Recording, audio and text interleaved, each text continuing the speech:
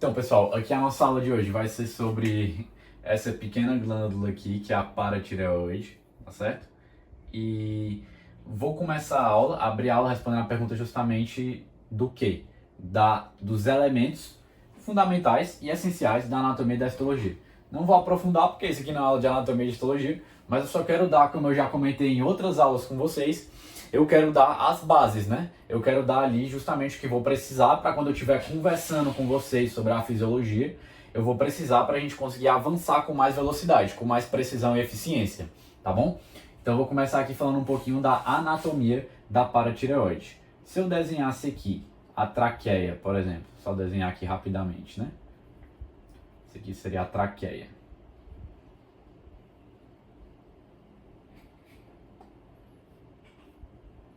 E eu desenhasse aqui, vamos colocar aqui uma visão posterior, tá bom, pessoal?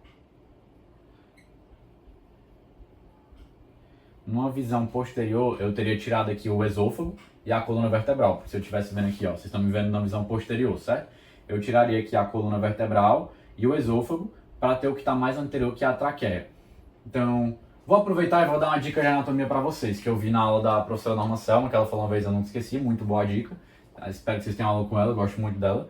Então, acontece o quê? Ela é uma professora muito boa e deu a dica de que, para a gente não se perder em anatomia do pescoço, enfim, é muito complexo, tem várias estruturas, vários compartimentos, mas guardem aquela ideia de 3 estruturas chaves: traqueia, esôfago, coluna. A traqueia é mais anterior, a coluna é mais posterior e o esôfago é intermédio às duas, tá bom? Então guardem isso, traqueia, esôfago, coluna. Então aqui eu tirei a coluna mais posterior e tirei o esôfago, tô vendo aqui a traqueia nessa visão posterior aqui, tá? Anatômica. Então, dito esse ponto aqui bem rápido, só não muito a ver aqui, mas que ajuda. A traqueia tem ali envolvendo ela, não vou falar das alturas porque, enfim, não é aula de anatomia, mas ele está abraçando a traqueia imediatamente ali abaixo da nossa laringe, vai estar abraçando ali a traqueia, a glândula da tireoide, que foi o assunto das aulas passadas. Só uma correção, vi aqui não é aula 7, hoje é aula 8, tá bom? Vamos lá. Voltando aqui, abraçando ali a traqueia, a glândula tireoide, então ela está abraçando ali, a gente vê ela mais da visão anterior, então aqui a gente está vendo só um restinho mesmo aqui no caso, do lobo direito e do lobo esquerdo da tireoide, tá bom? Por que tu tá falando da tireoide, Pedro? Tu tá perdido, a aula é de paratireoide.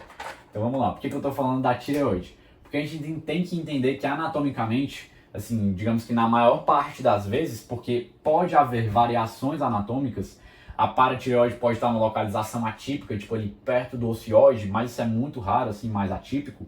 Mas, na maior parte das vezes, a gente vai ter 2 pares, ou seja, 4 unidades, 4 glândulas da paratireoide, tá bom? Que vão estar normalmente incrustadas, isso é, ali, mergulhadas, né, assim, grudadas na porção mais posterior da glândula tireoide. Então vamos lá. Aqui a gente teria essas 4 bolinhas azuis, que é o mais comum anatomicamente. Então a gente teria aqui o quê? A gente teria aqui 2 pares da glândula botar da glândula paratireoide mesmo. Tá bom, pessoal? Então, isso aqui é o que anatomicamente eu queria comentar rapidamente com vocês. Pedro, qual a importância disso? Fala aí pra gente, sei lá, em 30 segundos rapidinho.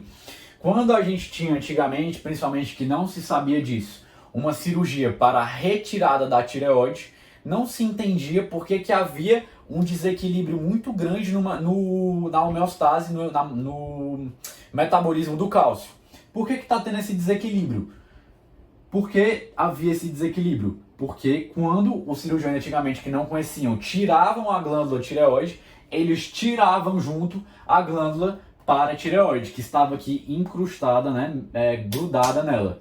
Então, como a glândula da paratireoide tem uma função muito importante no metabolismo do cálcio, que é o que a gente vai ver já já, quando havia essa retirada da tireoide e quem ia junto, porque estava ali grudado, era a paratireoide, o que acontecia? Havia uma desregulação do metabolismo do cálcio. Então, por isso que essa questão da anatomia também é importante. Falando agora aqui da histologia bem rapidamente, a gente pode dividir as células ali presentes na nossa glândula paratireoide, certo? Em dois tipos principais. Além dos vasos sanguíneos, ali do colágeno e tudo mais que ele estrutura, faz parte da estrutura de praticamente qualquer órgão, a gente vai ter duas células aqui que são características da paratireoide, e as células são duas, que vai ser as células principais e as células oxífilas.